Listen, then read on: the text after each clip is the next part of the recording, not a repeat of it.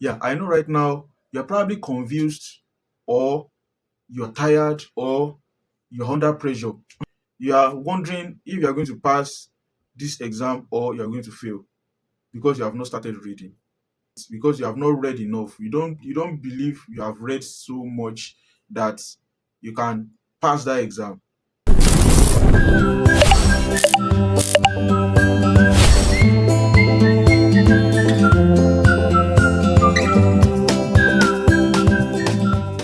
Yeah, and funny enough, the exam is in few days. The exam is fast approaching, and you have not read, you have not done anything, and you are wondering, am I going to fail?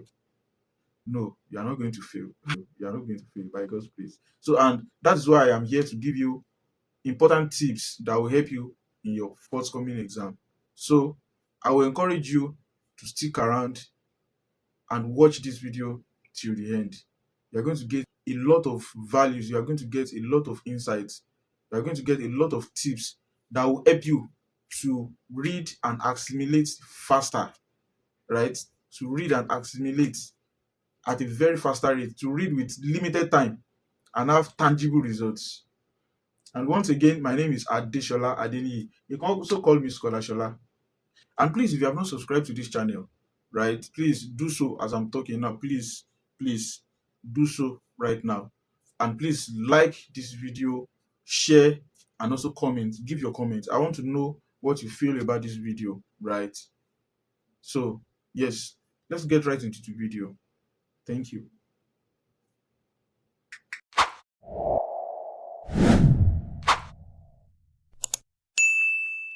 Okay, so the first thing I will be talking about is having a structured timetable.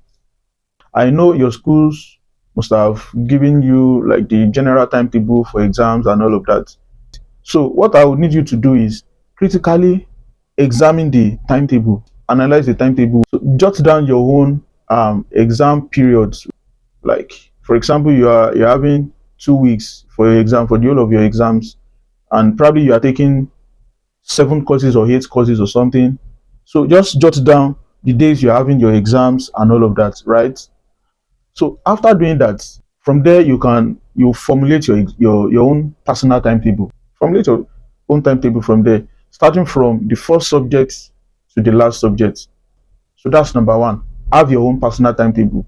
After you have given yourself a conducive environment, you've looked for places, probably might be in the library, might even be your, maybe you are staying alone, maybe you have your own personal room, maybe you are not staying in the school hostel or something. And even if you are staying in the school hostel, find the place. There are always quiet places in schools where you can sit and read, where you can hide yourself. This time, you don't need any form of distraction. As I said the other time, you are just there to read. You want to be focused. This time around, you want to maximize your time. Yeah, you want to maximize your time. So after getting a very conducive environment, so the next thing you are going to do is to pick those courses. Start from the simplest. Pick those courses, start reading. And I will advise you, always read the lecture materials first before you go into reading textbooks and all of that, right? Read, make sure you understand your slides, your class materials for the course. Just make sure you understand that one very well. Just make sure you digest that one first before you even think of going into maybe searching for textbooks online or reading textbooks, supplementary textbooks, and all of that. Just understand the material first. So when you are reading the course materials, you are focusing your attention on the example, the worked examples in class, right, or in the material, and then you are focusing on the assignments, right? Because some lecturers are, they are like that. You just bring out those assignments. They will not work it for you. They will not do the solution for you in class and all of that. So they will just bring the question live and direct. They will just give you the questions like that, or they will just change some values and all of that. So now you need to focus on the worked examples and the assignment they've given to you, right? So after doing that, so make sure that you settle the course notes. If you have lots of um lots of course notes or lecture materials, like, so this I will suggest this: when you are reading, try and jot, try to discretize those lecture materials. Try to, once you are reading, like for example now, pick it paragraph by paragraph. We are reading a particular paragraph, read through the paragraph, make sure you understand, and then quickly jot what you have gotten from the paragraph. Jot the major point, because this time you want to clear everything as fast as possible. So jot paragraph by paragraph, summarize the points, jot them inside a sheet or your jotter, right? Jot them down. So after doing that, you can revise from that your little sheet of paper. You can even do that at any time. Maybe you are walking to your bedroom or something. You can even yeah, it's what I do most of the time. If I want to use the toilet, sometimes I go with my jotter, that little jotter. I'll just go with it. I'll read, then I'll try to recall. So that will lead to the next point that I want to say, which is active recall. Active recall. Practice active recall. So this has proven to be one of the best form of learning. So it's not every time that you go back to your lecture notes again, right? You don't need to do that. If you want to really help yourself, after reading, try what we call active recall. Try and recall what you have read. With that, you are putting your brain to work. You are tasking yourself. You want to remember what you have read, and that's the mistakes students make these days. They will just read, they will just read, and read. And at the end of the day, there's nothing to show for it, because they are just reading for reading's sake. They don't try to recall what they have read. And it's very bad. It's very bad. If you want to excel, if you want to score very high in a course, try to remember what you have read. It might be maybe after the reading, just close your book, just walk around, try and task yourself, try and ask yourself questions like, okay, I read this, so what have I read? Okay, yes, this is what I've read. So try that active recall. Yeah. So that is one thing. And there are so many ways by which you can practice active recall. It might be through solving of past questions. Because you have read, you will need to apply what you have read in the questions that you want to solve. So that will lead me to the fourth point: practice past questions. Make this time around, you are not looking for too much information. You don't want to bombard yourself with too much information. So practice a lot of past questions. That time, just go to your senior colleagues, ask them for past questions, go to the library, collect past questions from them and revise them. So the fifth point is try and make sure you explain what you have read to others. That's another form of active recall. Try and explain what you have read, so that with that, you will see that you won't forget what you have read. Just try it. And anytime you read something, try and say it out, or try and make sure that you want to explain to somebody. And I think to explain to somebody, you are putting your brain to work. You are trying to remember what you have read. Yeah. So that is the purpose of group study. Now I want to say something.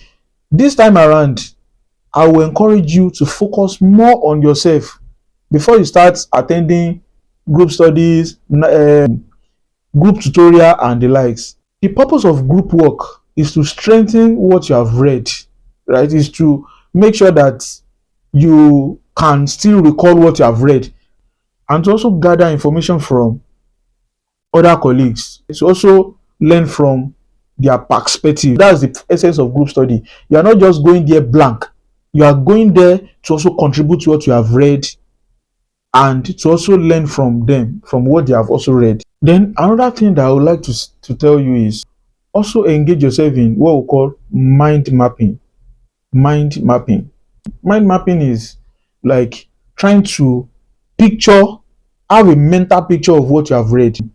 Always picture what you are reading. Always picture them. Always picture what you are reading and try to relate to the environment.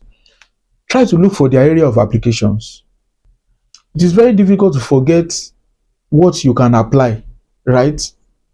because you know the application, you already know that, oh, this thing that I'm reading, oh, it can be used in this area, it can work in this area, it can work in this area. You know, with that, you are already having that mental picture of what you are reading. Yes, so that's just it. So far, I have mentioned having a personal timetable on your own, and start from the simplest. Start from the simplest. Start from the courses that you feel like, oh, if I read this course, oh, I'll be able to understand very well. And before you can be able to decide that, first and foremost, go through all your notes. Go through, just skim through first. Just skim through before you start reading. Just skim through. Just open page by page, page by, and try to see the content of the course. If it's something you can easily relate with, then start from there. Read and summarize. Read and summarize. Read and summarize. And then jot them down. Jotting them down is very important, so that that one can still guide you after you are done with the whole reading. Of course, you can still have something to fall back into to read, so that when you are reading, like, you already understand. You already, oh, this is what I've read. That is just it. Then I also mentioned solving past question. Those things will make you remember what you have read. Now the go, it is until when you remember what you have read that you can do well in any exam.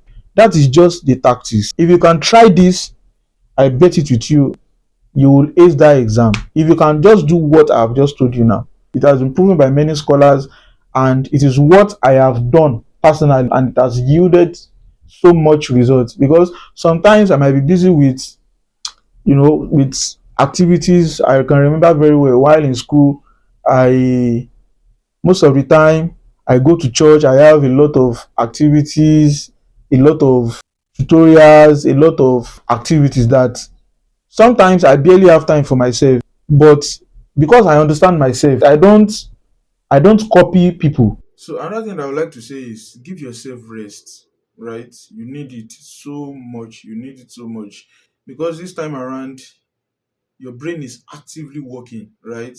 You are giving so much information for your brain to process. So you need rest, right? Your brain needs rest. It's very, very important. And eat well. Yes, eat well this time because your brain will be consuming a lot of glucose, right? And you need to eat so well. Eat foods that contains carbohydrates, right? That's very rich in carbohydrates. Foods that are very rich in carbohydrates is very recommended at this period of time, right? So that you can stay healthy and you have enough glucose to give to your brain. Yeah. So I would recommend you to take naps in between your study times, right? Take naps, take rest, just rest. Make sure that you rest. Don't be too worried because what will it profit you? That you have spent all your time reading, preparing for the exam, smashing the old textbooks and notebooks and all of that. And at the end of the day, maybe on the exam day, you are now sick or you are not tired or you are not feeling dizzy. So the point is take enough rest, take enough naps, and eat good food. Eat good food. Your brain needs it. So thank you so much. And with this, we have come to the end of the video. I hope you're able to get valuable information. You're able to get some tips that can be useful for you, right? To smash that exam. Now I'm expecting you to go there and write the marking guide for them. Go there and smash the exam. Go there and do so well in the exam. Yeah, I am rooting for you. So please, if you have not subscribed to this channel, please subscribe to this channel, like, share, and comment. Thank you very much. I'll see you in the next video. Stay tuned. Thank you.